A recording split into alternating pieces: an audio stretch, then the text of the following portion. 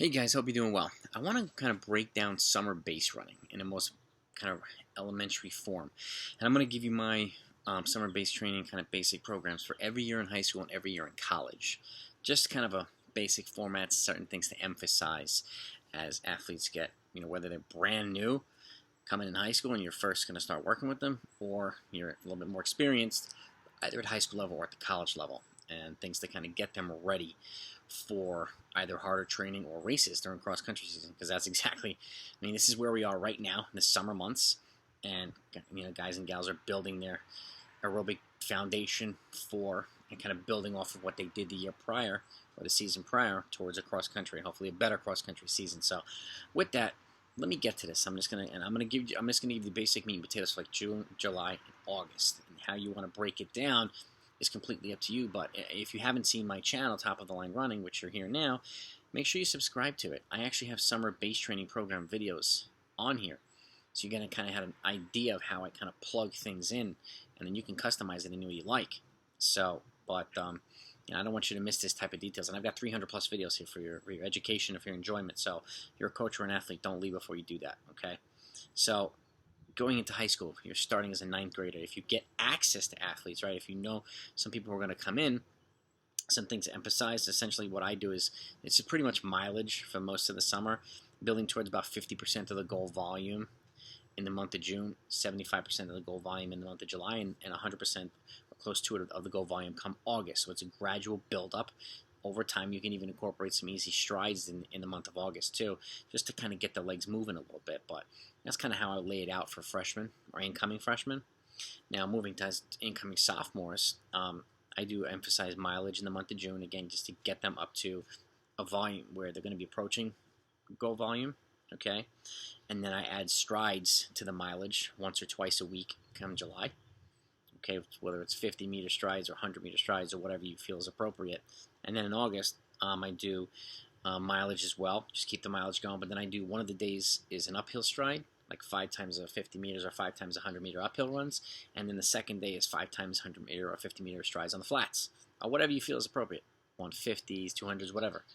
So that's how I lay it down in the summer for going into 10th grade. Incoming juniors, mileage in the month of June, then mileage and strides one day, and then uphill strides another day in July. Okay, and then in August, miles again, you add the strides, but then I started to build towards the tempo that I want to get over time. And I actually have videos on how to build towards a 20 to 25 minute consecutive tempo in pieces in a way that makes it easy for people to kind of adapt.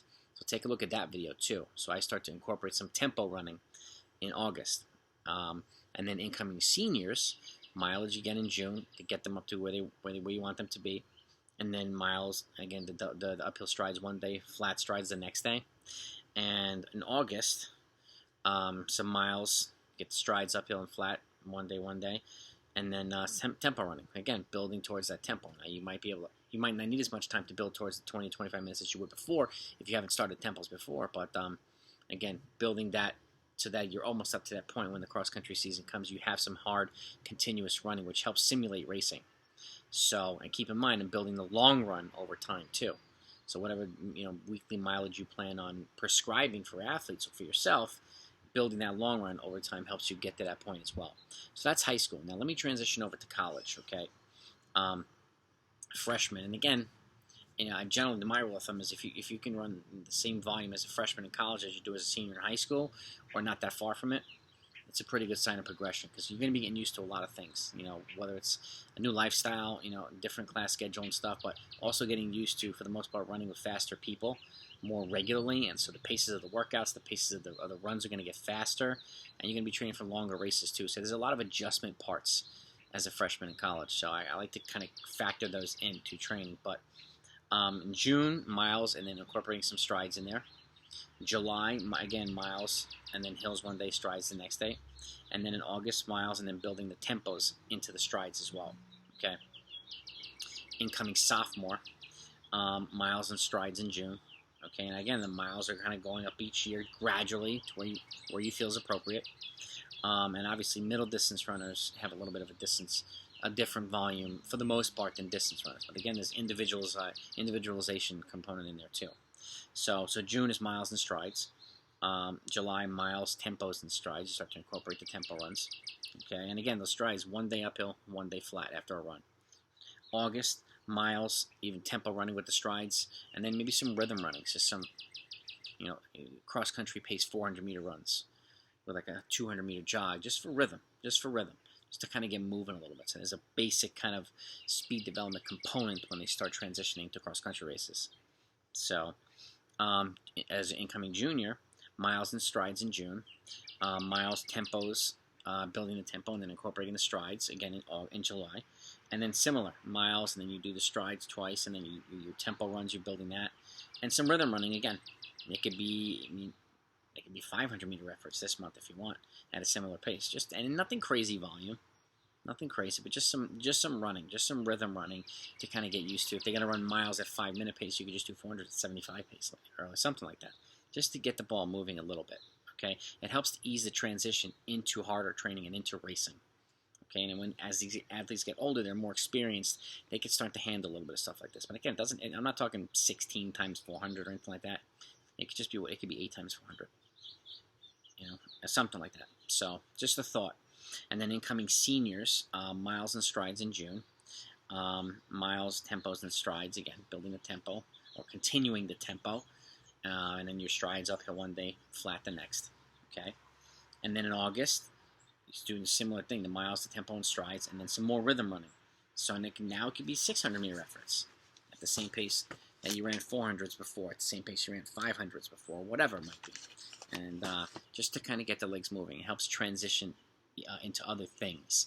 So, and I generally like to test my athletes at either a mile in high school or a 2-mile or 3K in college before the season starts, to kind of set their training paces. It gives you an idea with a base training program of how accurate their actual fitness is.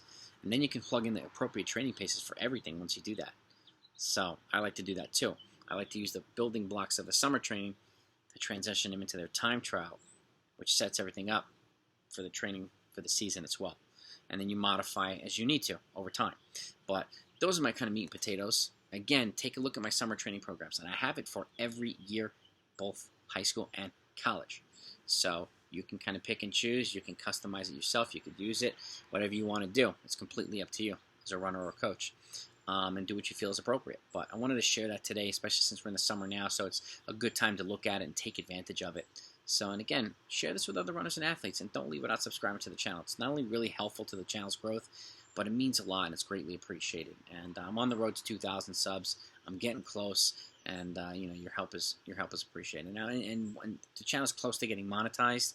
Once it becomes monetized, then the YouTube algorithm starts to promote it to a greater audience, and that's exactly what I want to do. I want to share this with as many people as I can. And again, 300 plus videos, that's like 100 coaching clinics.